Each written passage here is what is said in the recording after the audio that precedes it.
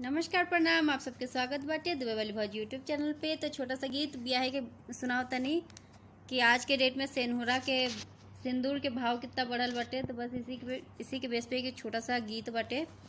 अच्छा लगे तो लाइक सब्सक्राइब जरूर करब, कमेंट करके जरूर बताओ कि छोटा सा ब्याह के गीत कैसे लागल हटे।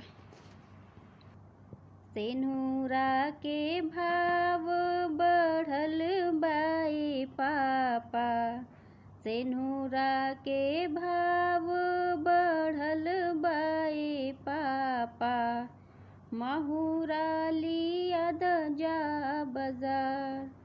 हे पापा हो महुरा लिया जा बाजार।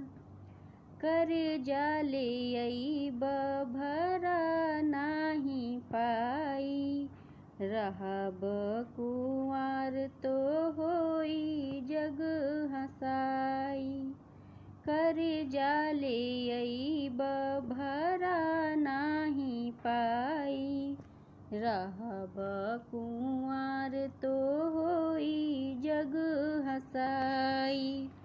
चिंता में माई पड़ल बिया पापा, चिंता में माई पड़ल बिया पापा, महुरा लिया जा बाजार। हे पापा हो महुरा लिया जा बाजार। बिना मोल भाव के केहू नाही बोली, केहू के कूलर त केहू के टीवी चाही। बिना मोल भाव के केहू नाही बोली, केहू के बुलट त केहू के टीवी चाही।